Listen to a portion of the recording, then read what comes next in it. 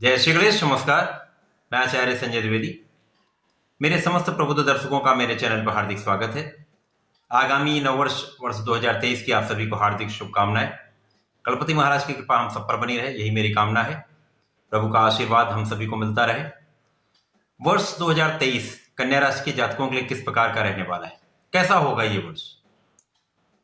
प्रत्येक भाव के अनुसार स्वास्थ्य के परिप्रेक्ष्य में, धन के परिप्रेक्ष्य में, सुख संपत्ति अर्जन के परिप्रेक्ष्य में, धन लाभ के परिप्रेक्ष्य में, परिवार के संबंध में किस प्रकार का लाभ मिलने वाला है।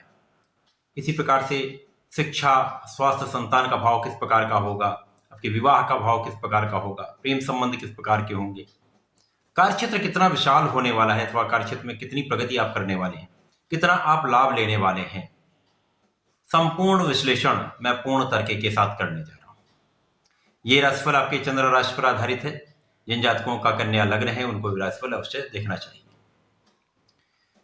वार्षिक फलन सदैव ही मुख्य ग्रहों पर निर्भर होता है, जहां पर गुरुदेव बृहस्पति, शनिदेव तथा राहु का गोचर मुख्य होता है, क्योंकि ये तीनों बड़े ग्रह हैं। तीनों का गोचर लंबी अवधि के लिए होता है, तो इनके अनुसार ही फलन किया जाता है। उसके साथ ही साथ आपके लग्नेश की स्थिति को देखना भी अत्यंत महत्वपूर्ण होता है। कन्या राशि बुध की राशि है। बुध का प्रत्येक माह में परिवर्तन होता है, तो समस्त स्थितियों का संकलन करके ये राशिफल में प्रस्तुत कर रहा हूं। वर्ष के प्रारंभ में जो हमारा सनातन वर्ष है 22 मार्च 2023 को प्रारंभ हो रहा है, जहां पर जो ग्रहों की स्थितियां होंगी वो इस प्रकार हैं। तृतीय भाव में तुला राशि में केतु का गोचर होगा। आपके षष्ठम भाव में शनिदेव आ चुके होंगे, जहां पर 17 जनवरी 2023 को इनका राशि परिवर्तन हो चुका होगा। आपके सप्तम भाव में 4 ग्रहों का योग आपको प्रारंभिक समय में प्राप्त होगा, जहां पर स्वयं गुरुदेव होंगे, सूर्यदेव होंगे, चंद्रमा होंगे तथा यहाँ पर आपके लग्नेश अर्थात बुध का गोचर चल रहा है। अष्टम भाव में शुक्र के साथ राहु होंगे तथा यहाँ पर आपके दसम भाव में मंगल का गोचर चल रहा है। ये प्रारंभिक स्थिति है। इसके पश्चात गुरुदेव जो कि अभी आपके सप्तम भाव में है, इनका गोचर 22 अप्रैल को आपके अष्टम भाव में प्रारंभ हो जाएगा। वर्ष 2023 में राहु भी अपने स्थान का परिवर्तन करेंगे तथा आपके अष्टम भाव से निकलकर सप्तम भाव में प्रवेश कर जाएंगे। तो स्थितियां कहीं ना कहीं परिवर्तित होने वाली है, जहां पर कुछ बहुत आपको अचानक लाभ भी बहुत मिलने वाला है, साथ ही साथ कुछ समस्याएं भी बढ़ने वाली। लग्न का स्वामी गुरुदेव बृहस्पति के साथ प्रारंभिक अवस्था में है, जिसके कारण आपके लग्न बलवान होगी, आपका स्वास्थ्य भी अच्छा होगा, आप बहुत प्रभावशाली भी होंगे, आपकी बुद्धि का भाव बहुत प्रखर होने वाला है, आप बहुत बुद्धिमान होने वाले, बहुत विवेकी भी होंगे, ज्ञानवान भी होंगे, विवेकशील भी होंगे, साथ ही साथ आपका ज्ञान का स्तर बहुत अच्छा रहने वाला है।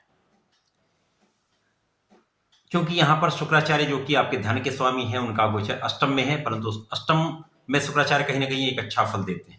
राहु का गोचर भी अष्टम में है, तो यहां यदा कदा आपको धन का लाभ प्राप्त होता रहेगा।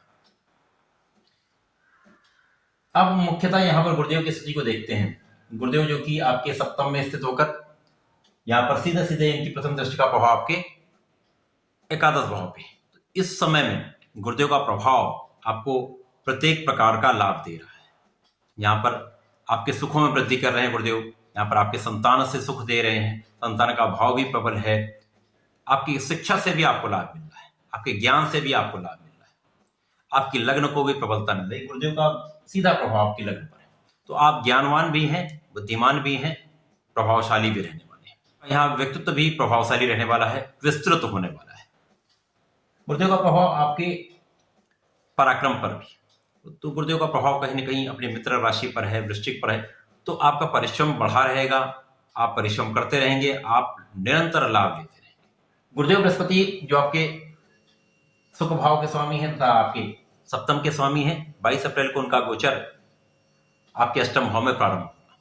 जब गुरुदेव बृहस्पति अष्टम भाव में प्रवेश करेंगे, 2 केंद्र के स्वामी होकर प्रवेश करेंगे, तो यहाँ पर निश्चित रूप से ये निर्बल अवस्था में आएंगे। यद्यपि ये इनके मित्र की राशि है, परंतु अष्टम का भाव जो त्रिक भाव है निर्बलता देता ही देता है।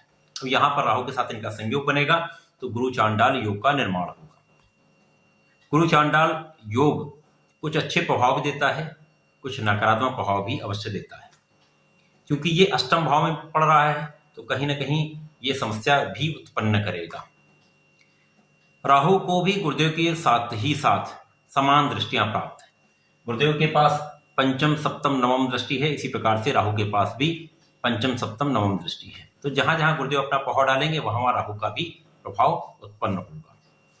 अब सुख का स्वामी जो सप्तम का स्वामी अष्टम में जाएगा, सर्वप्रथम यहाँ पे आपके सुखों के होते हुए भी आप सुखों का उपभोग नहीं कर पाएंगे।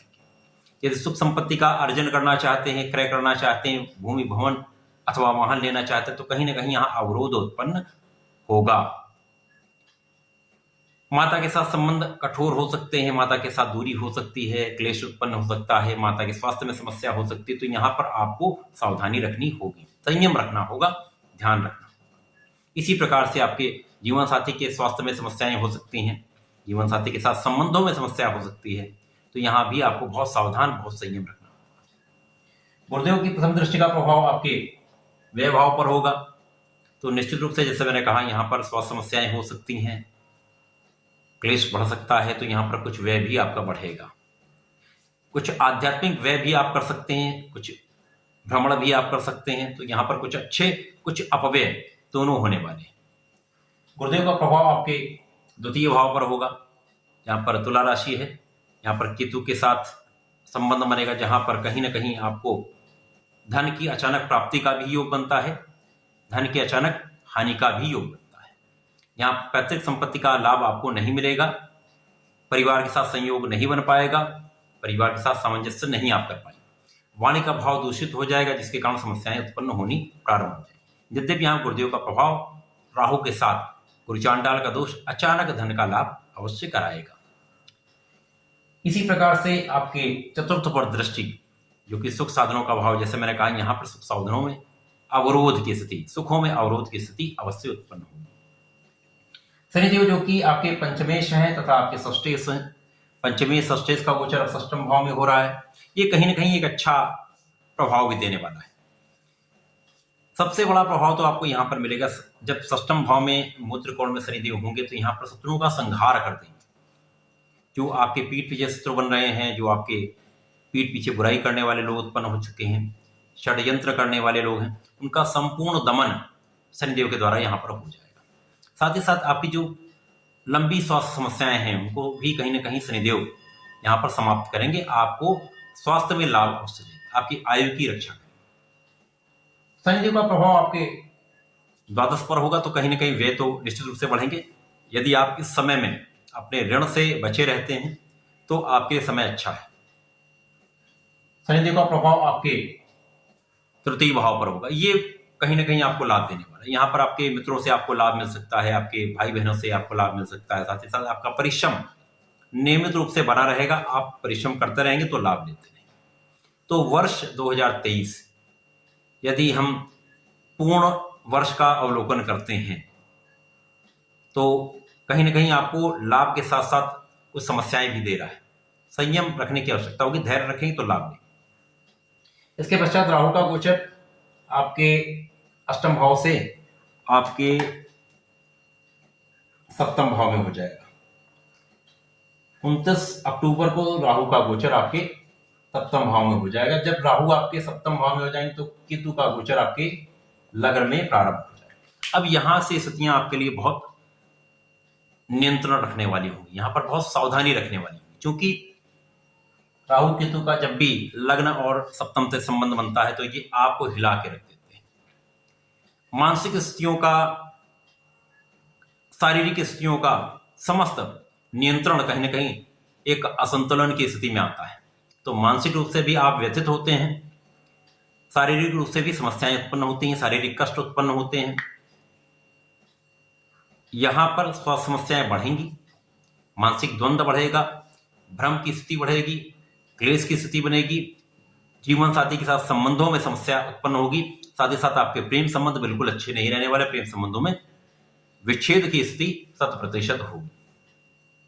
राहु जब यहां पर होंगे तो आपके लाभ की मात्रा को भी कहीं ना कहीं बाधित करेंगे, साथ ही साथ आपके परिश्रम में भी बाधा उत्पन्न करेंगे। यहां पर आपके भाई बहनों के साथ संबंधों में भी कहीं ना कहीं कटुताओं का उत्पन्न होना हो सकता है। तो वर्ष का जो अंतिम समय है वो कहीं ना कहीं आपके लिए कष्टकारी होने वाला है। यहां पर आपको बहुत सावधान रहना होगा। धन के परिप्रेक्ष्य में कहीं ना कहीं गुरुदेव अपना लाभ देते रहेंगे,